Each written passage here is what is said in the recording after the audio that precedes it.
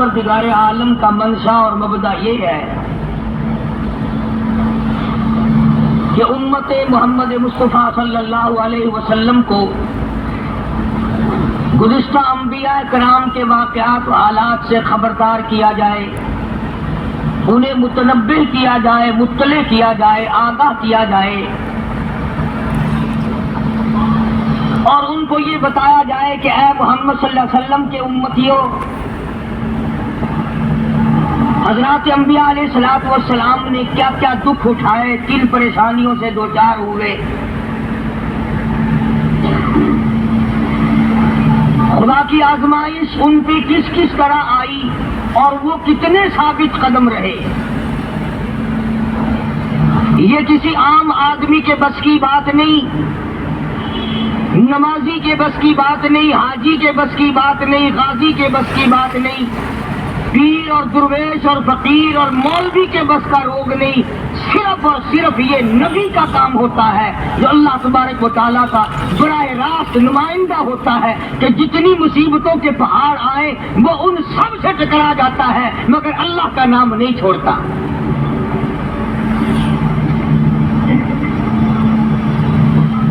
اللہ پاک جل شانہ کا کچھ طریقہ کار ایسا ہی ہے، جتنا حضرات انبیاء علیہ السلام کو اللہ کی راہ میں ستایا گیا اتنا کبھی اور کسی کو نہیں ستایا گیا۔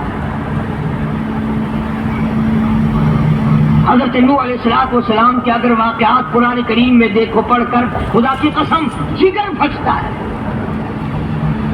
اور عقل انسانی ہے دنگ رہ جاتی ہے کہ انسان ہو کر اتنا بڑا سبق، اتنا بڑا صبر۔ نہ آپ سوچیں ہے یہ کسی کے بس کی بات کہ ساری برادری، ساری قوم، سارا خاندان، ملک اور شہر غیروں کا ہو اور ایک اللہ کا نبی میدان میں کھڑا ہو کر ایک دو دن نہیں 50 کم 1000 سال مار کھائے، بلا ناغہ روز مار کھاتا ہے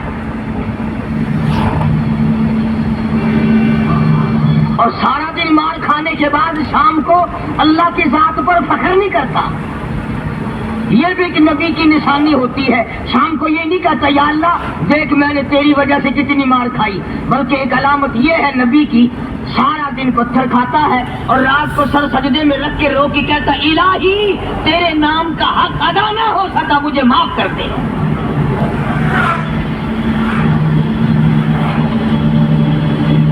یہ بھی ایک نبی کا خاصہ ہے، کچھ ہو جائے وہ اپنے آپ کو اللہ تبارک و تعالیٰ کے سپرد کر دیتا ہے۔ اور یہی وجہ ہے کہ اللہ پاک نے حضرات انبیاء علیہ السلام کو مختلف قسم کی معراج عطا فرمائی۔ حضرت آدم علیہ السلام کو معراج ہوا جنت میں، حضرت نوح علیہ السلام کو معراج ہوا کشتی میں، حضرت ابراہیم علیہ السلام کو معراج ہوا آگ میں، اسماعیل علیہ السلام کو معراج ہوا چھری کے نیچے، یوسف علیہ السلام کو معراج ہوا کھو کے اندر، ایوب علیہ السلام کو معراج ہوا بیماری کے اندر۔ اپنے زمانے کے بادشاہ ہیں حضرت ایوب علیہ السلام، امیر کبیر آدمی ہے اور اللہ کے پاک پیغمبر ہے۔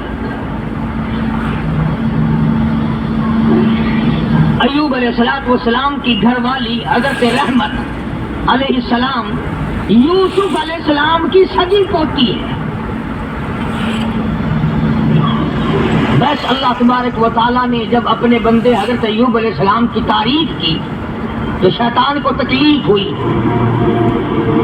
اب آدھا یہ میرا ایوب علیہ السلام میرا بڑا شکر گزار بندہ ہے، میری بڑی تعریف کرتا ہے، میری بڑی حمد و ثنا کرتا ہے، بڑا ترانہ ریز رہتا ہے، ہر وقت میرے سامنے دامن پھیلاتا ہے، عاجزی کرتا رہتا ہے، مجھ سے مانگتا رہتا ہے۔ شیطان نے آواز دی اسے کیا تکلیف ہے، وہ تیرا شکر ادا کیوں نہ کرے، کمی جو کسی بات کی نہیں، سب کچھ جو تو نے اس کو دے رکھا ہے وہ تجھے یاد نہ کرے تو اور کیا کرے، مزہ تو تب ہے کچھ بھی نہ رہے، پھر دیکھوں کیسے یاد کرتا ہے۔ اللہ پاک جل شانہ نے فرما دیا او شیطان ایوب علیہ السلام میرا بندہ ہے، میری بندگی کرتا ہے، میری اطاعت کرتا ہے، میری فرما برداری کرتا ہے، میرے حکم کی تعمیل کرتا ہے، تجھے اس پر کیا تکلیف ہے؟ وہ ہرگز میرے نام کو نہیں چھوڑ سکتا۔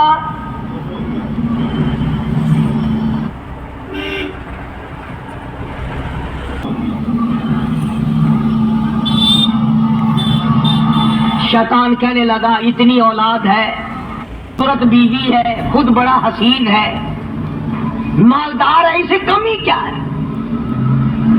تو یوں لکھا علماء کرام نے کہ حضرت ایوب علیہ السلام کے بارے میں اجازت مانگی، اے اللہ مجھے اجازت دے دے میں اپنی کچھ کارروائی کروں، پھر دیکھوں ایوب علیہ السلام تجھے کیسے یاد کرتا ہے۔ فرمایا جہاں ہم نے تجھے اجازت دے دی، حضرت ایوب علیہ السلام کے سجدے کی جگہ جا کے بیٹھ گیا۔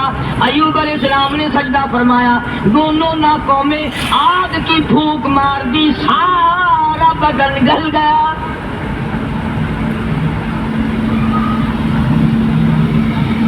پہلے خود زبردست تکلیف میں مبتلا ہو گئے، پھر حضرت ایوب علیہ السلام کے مکان کی چھت گرا دی گئی، جتنے بھی بچے تھے، جتنے بھی بچیاں تھی، تمام کے دماغ ناک کی بل بہ کر نکل گئے، سارے کچلے گئے۔ سب کا امتحان ہو رہا ہے، اپنے اوپر جھیلنا بڑا آسان ہے، بچوں کو تکلیف میں دیکھنا بڑا مشکل بات ہے۔ اپنی آل کو، اپنی اولاد، اپنا لخت جگر، اپنا نور نظر کون دیکھ سکتا ہے؟ کتنا ہی بڑا گناہگار ہو ماں باپ پھر بھی تکلیف نہیں دیکھ سکتا۔ حضرت ایوب علیہ السلام کو نہایت تکلیف ہوئی، سارا خاندان ختم ہو گیا، ایک بیوی بچی، ایک بیماری طویل ہوتی چلی گئی، پریشانی کے دن بڑھتے چلے گئے، سارا بدن گل گیا۔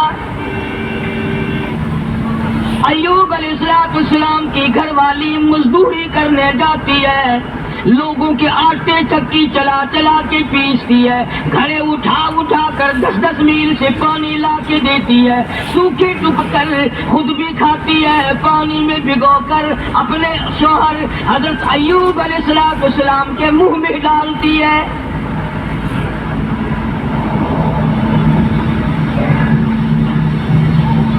شیطان نے ان گھروں میں جا کے بھی بتلایا اس کے خامن کو کوڑ لگا ہوا ہے، وہ کوڑ کے مرض میں مبتلا ہے، یہ اس کو ہاتھ لگاتی ہے، اس کو کھانا کھلاتی ہے، اس کو پانی پلاتی ہے، تمہارے برتنوں کو آ کے ہاتھ لگاتی ہے، تم سب کوڑی ہو جاؤ گے۔ یہ 10 میل کا ماہی سفر کر کے جاتی ہے، آگے سے اور سے دھکا دے کر باہر نکال دیتی ہے۔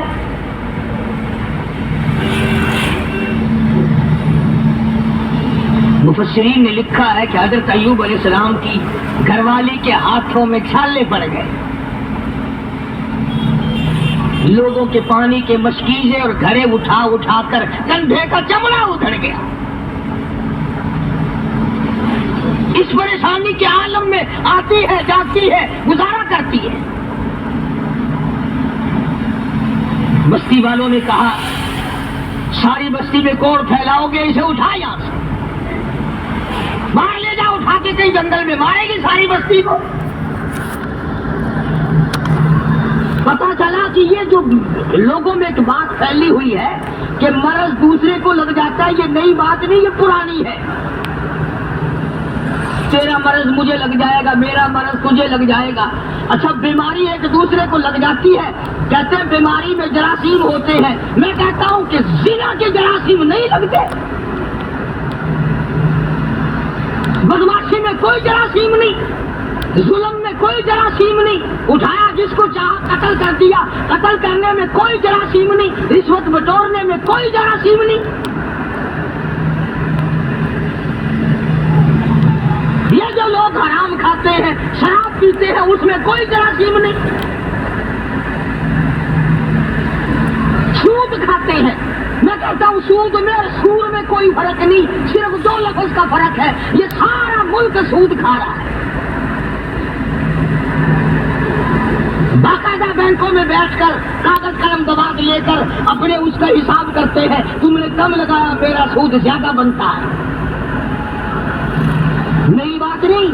شیخ الحدیث حضرت مولانا محمد ذکریہ صاحب رحمۃ اللہ علیہ نے فضائل میں لکھا ہے کہ 4 آنے سود کا کھانا اتنا عظیم گناہ ہے، اتنا بڑا گناہ ہے، گویا اپنی سگی ماں کے ساتھ 35 مرتبہ بدکاری کی.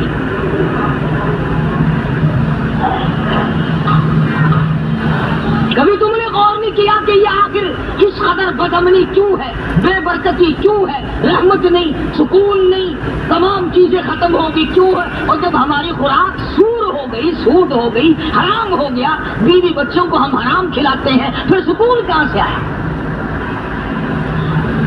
اور اسے حرام نہیں سمجھتے.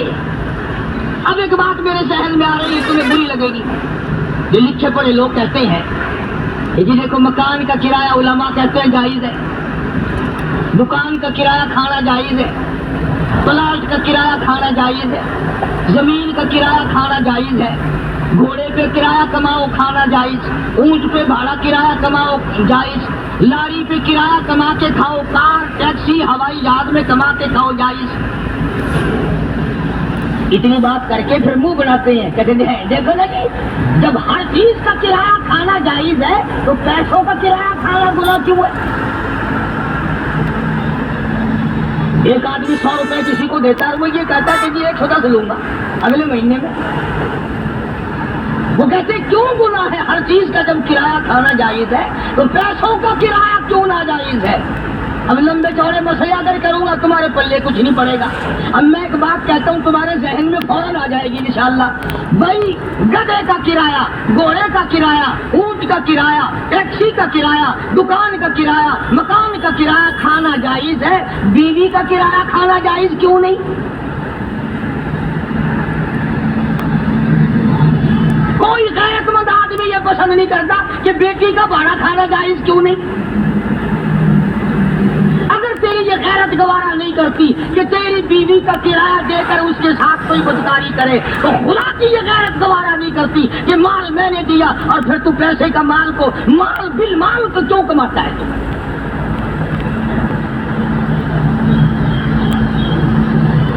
ذہن بدل گئے لوگوں کے. تو میں عرض کر رہا تھا کہ بستی کے لوگوں نے حضرت رحمت کو پریشان کر دیا. اٹھا یہاں سے، چل باہر لے کے چل، کوڑی کو لے جا یہاں سے. انہیں کیا پتا تھا کہ یہ پیغمبر ہے؟ انہیں کیا معلوم تھا کہ یہ اللہ کا نبی ہے؟ اور پتہ ہوتے ہوئے بھی کون سے لوگ معاف کرتے ہیں؟ قرآن کریم کا ذالک بأنہم کانوا یکفرون بآیات اللہ وَيَقْتُلُونَ النَّبِيِّينَ بِغَيْرِ الْحَقِّ. ایسے ظالم لوگ بھی دنیا میں آئے جنہوں نے نبیوں کو قتل کر ڈالا.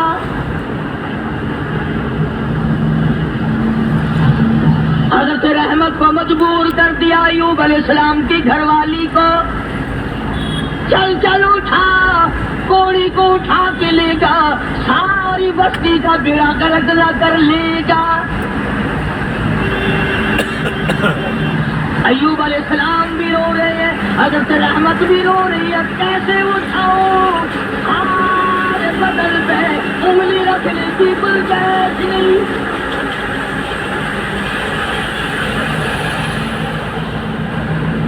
سر سے لے کر پیروں تک تمام بدن گلا ہوا ہے، اور پھر بھی زخمی زبان ہر وقت اللہ کو یاد کرتی ہے. علماء کرام نے لکھا ہے کہ حضرت رحمت رو رہی تھی تو اللہ کے فرشتوں نے آ کر کے کہا کیوں رو رہی، کیا بات ہے؟ کہ یہ لوگ تنگ کر رہے ہیں، اٹھا کے لے جا. میں کیسے اٹھاؤں، میرے سے اٹھایا نہیں جاتا. فرمایا آج تم بھی یہ یاد کر کے لے جاؤ، پیروں کے وظیفوں پہ تمہارا یقین ہے، قاری حنیف کے وظیفے پہ تھوڑا یقین آئے گا. فرشتوں نے بتایا کہ لا حول ولا قوت الا باللہ العلی العظیم پڑھ کے اٹھا سکے گی. حضرت رحمت کے دل میں تھوڑا سا یقین آیا، پھر ذرا ڈھیلی تھی. وہ فرشتے کہنے لگے اللہ کا عرش عظیم، اللہ کا عرش عظیم. فرشتے اٹھانے لگے تو نہیں اٹھا سکتے تھے. آواز آئی ولا حول ولا قوت الا باللہ پڑھو. جب انہوں نے یہ پڑھا تو عرش عظیم اٹھا لیا. تو حضرت رحمت نے لا حول ولا قوت الا باللہ العلی العظیم پڑھا تو اٹھا لیا. کیونکہ عوام میں یہ لا حول ولا قوت جب پڑھا جاتا ہے، جب کوئی بری گل ہو وہ یار رہنے دے ولا حول ولا قوت الا باللہ العلی العظیم، وہ کہتے ہیں یہ کوئی تسبیح ہو رہی ہے. حالانکہ یہ عرش عظیم اٹھا کر جو کندھوں پہ فرشتے کھڑے ہوئے ہیں یہ ان کی تسبیح ہے. تو حضرت رحمت نے اٹھا لیا اور باہر جنگل میں لا کے رکھ لیا. سامنے لائی کہیں سے ڈھونڈ کر جھوپڑا سا بنایا، اور جھوپڑا سا بنا کر پھر ایک چٹی سی بنا کر دروازے میں لگاتی تھی. پھر مزدوری پہ نکل جایا کرتی تھی دور نزدیک سارا دن دھکے کھا کھا کے آتی ہے. ادھر شیطان مردود حضرت رحمت کے ساتھ ساتھ پھرتا ہے، جدھر جاتی ہے وہیں سے دھکے دلوا دیتا ہے.